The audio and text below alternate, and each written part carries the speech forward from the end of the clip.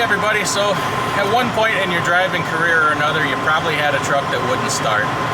Whether it's a bad starter or dead batteries or whatever. Have you ever had a truck that won't shut off? That's what's happening to me right now. I got this, my Freightliner Columbia here, and a couple things happened.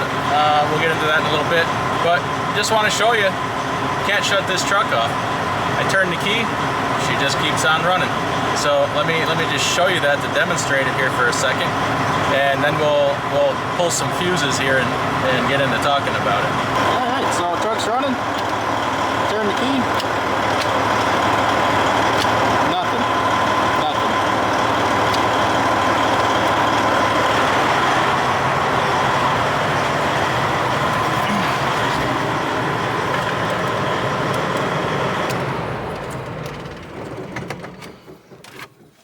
All right, now the two fuses you saw me pull, number one was, well, these are actually breakers here. This is a 15 amp, this is my ignition, in the ignition slot, and then this 10 amp here is my instrument cluster. Now why did I pull the instrument cluster? We'll get to that in a second. So here's what's happening. The truck won't shut off, and electrical problems, yay, my favorite kind. I hate doing electrical stuff, but there could be several different issues that cause this if this ever happens to you. I think I know what's going on here, so we'll go into that. But it could be your switch in general, could be bad. Could be a problem in your fuse panel, maybe a relay, solenoid. Let's see, what else could it be here? It could be several different things, but I think I got this one figured out because I'm having some other issues too. So about a week ago, I lost power in my sleeper. The lights didn't work, the outlets didn't work, blah, blah, blah. No big deal. Thought I blew a fuse. Get to it later, I really don't need it. So that was that. And then last week, Friday, about 3 days ago, I come out to my truck to start it and go do a load, and when I open the door, the low air buzzer's going off. Now the key is off, in the off position, and I made sure of it. I pulled it out of the ignition, and my instrument cluster, just here by the steering wheel part of it, not over here, that was all dead, but over here, that was all, had power to it, and my low air buzzer was going off, and my ABS light was on. I started the truck up. It started fine. So I just went and ran my load. I just, did everything as usual.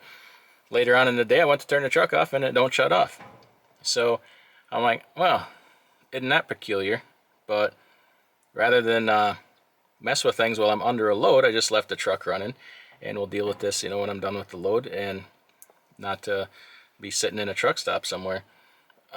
Waiting for somebody else to help me out. So I got home, and to shut it off, I had to pull those two breakers. And I got to thinking about it, and thinking of all the different possibilities before I dive into it here, see where the most logical place is to start. And I went in the fuse box over there, and I switched a few things around and determined we're good there. Everything's, nothing's malfunctioning or blown in there. So then I got thinking, well, maybe these two things are related, the power in the bunk and the ABS light. I have not had any ABS lights or ABS problems here. Obviously, they can pop up, whatever, but these things all happening at once kind of put it in my mind of what's going on here. And I believe what the problem is in the first, okay, so I went through the fuse box, we're good there. I want to address this other known issue I have, see if that corrects the problem before I go into diagnosing something else, because if I know I have an actual problem, I want to solve that so that it doesn't skew anything else that's going on here if I dig into something else. So the bunk, fuses, the outlets, the lights, the HVAC, and somehow, some way this is tied to the ignition, is the PDM module in the B pillar. Okay, if you have a Columbia or Freightliner, the The B pillar, let me flip this around here.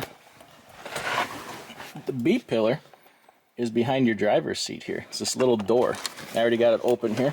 Okay, let me position myself to show all this to you. So, got this door open for the B pillar, and here's our PDM. We're just going to call it a fuse panel from here on forward. And look at all them fuses in there. A lot of them are for the sleeper, for the HVAC, for the ABS. 2 of them are labeled something to do with ignition. So I bet you that's our issue. Now this should have a cover on it. Why it doesn't and where it went, God only knows. Previous owner must have lost it. So what I'm going to do is cut power to the truck because I don't know what's going on in here. I think I see what happened. If you look up in there, I'll take it out and show you a little closer. So I'm going to cut power, hit the batteries. I'm going to unplug these 5 outlets, harnesses here. Now the nice part is they're color coded: black, gray, green and blue, and then just a big old one on top there. And you can't really mess this up. Okay, so it's kind of a tight spot there. You can do this. You can climb in behind the driver's seat, slide the seat forward, climb in behind. Or what I'm going to do here is just do it from the ground, and between the door jamb and the seat here is going to work for me. So I'm going to pull this one out, and I'll show you what I think happened. Alright, so these are the 2 plugs that I pulled out of the top, and check this out. I don't know if you can see this. See all that crud coming out of there? And I just tap on it. Had a good bit of corrosion in there. None of these plugs wanted to cooperate and come out easy. They all fought me a little bit. But just go slow and take your time, and try not to break these tabs or break the plug, or you're going to be replacing these plugs, and God knows how hard those would be to find. But let's have a little patience and give it some time. What I'm going to do, just going to take this can of canned air here and just kind of clean everything out a little bit.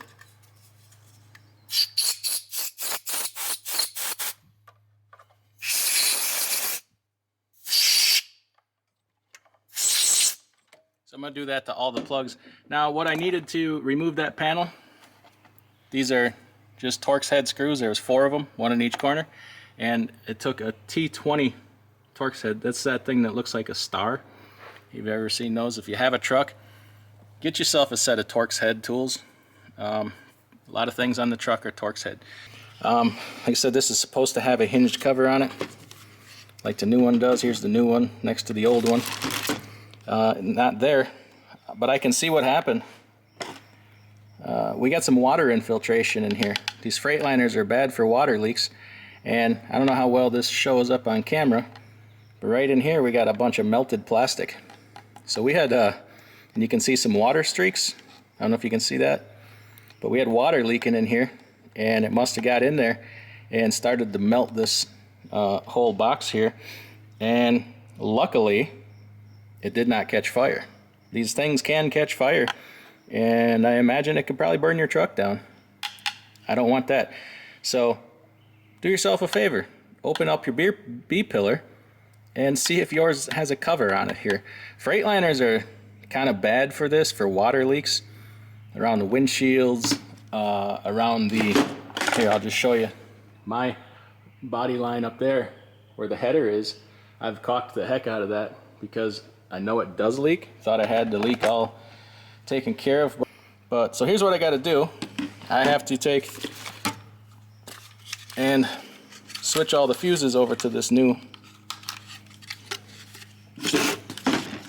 I got to take and switch all the fuses over to this new panel. Now I am going to use new fuses for as much as I have. I only have so many fuses of these sizes, and it's Sunday, so I can't get more till tomorrow. But when I can stop and get them, I'm going to replace them just to make sure, because I pulled a couple of these out and they have some corrosion from the water and stuff. The fuses are not blown, but you want to make sure they have good contact. Yeah, I can't even hardly.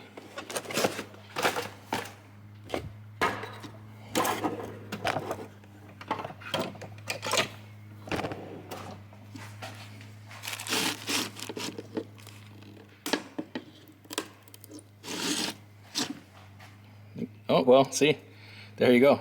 That one is just, it broke off from the corrosion. See that? It broke a prong right off. So we're going to be replacing a good few of these, and I may have to just go get all of them, make a little road trip here, because I really don't want to put these crappy old fuses back in. Don't know how well you can see, but here we got HVAC breakers, sleeper dome, right hand receptacle, left hand receptacle. Looks like the reading light, DLU battery, not sure. I'm not going to claim that I know what every one of these is, but here you got some ABS, and then here you got DLU ignition, and COM battery, and P&L receptacle. So, like I said, I don't have a wiring schematic for this truck, but I asked around and I'm told that this box here is somehow tied into the ignition system. So I believe that's going to solve our problem, but fingers crossed. Let me get this all prettied up here with our new one, and we'll put it back in. And if you happen to need one of these new fuse panels for your truck in the B-pillar, this is the label off it. This is the part number right here. 06-41905-000. So I got the new one all fused up here. A couple things. I did have almost enough fuses. I had to reuse a couple 15s. I used this one and this one. I just picked the two best out of this old one here because didn't have enough. But I can pick those up tomorrow or anytime really. The fuses were good. And then I just happened to have one of these floating around. One of these little breakers here. Totally forgot that I had it. So I threw that in there. And something to watch for is make sure the components are all right here. I ran into here. The DLU battery on this one is down here. On this one, it was just make sure you get the right size fuses in the right spot. And if any questions, call Freightliner or get somebody to help you there. So we're gonna go ahead and throw this back in and hope that solved their problem, at least for the bunk power anyway. I know it will. Yeah, we might have dodged one there. This truck could have burnt down with me in it maybe. But all right, the new box is in place, looking pretty sweet if I might add. Hooked up all the wires, screwed it down to the door. Now what I'm going to do is put my fuses back in my fuse panel for the ignition and the instrument cluster, and then hook my batteries back up and see if this baby starts and turns off by itself. And then, well, first I'm going to see if I have power in the bunk. Make sure it solved that problem. All right, everything's hooked back up. It's the moment of truth. First, let's check and see if we have power back in the bunk. So let me flip this dome light up here. Whoo-hoo, hot damn. We got power in the bunk again. So halfway there. Now let's keep our fingers crossed, and I'm going to turn the key and hopefully she starts, number one, and hopefully she shuts off, number two. I got a good feeling about it because when I put the fuses back in, when I put the ignition one back in, it did not snap like it had power to it right away. So that's either a good sign that we stopped that constant current going there, or we just freaking killed something and it ain't gonna work at all. So all right, we got ignition here. My ABS light is no longer constantly on.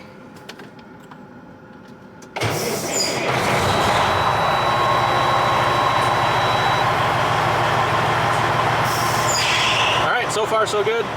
No more ABS. And what we want to see now when I turn the key off is that, number one, the truck shuts off, and number two, it kills the power to my instrument cluster here. So here goes nothing. Whoo, hot diggity dog. All right, let's talk about the economics of this for a second. We are, as they say, good to go. Now, apparently what must have been happening is we had a short, or a short to power. Something was either not cutting the power, or we had some power backfeeding. I don't know what happened inside that fuse panel.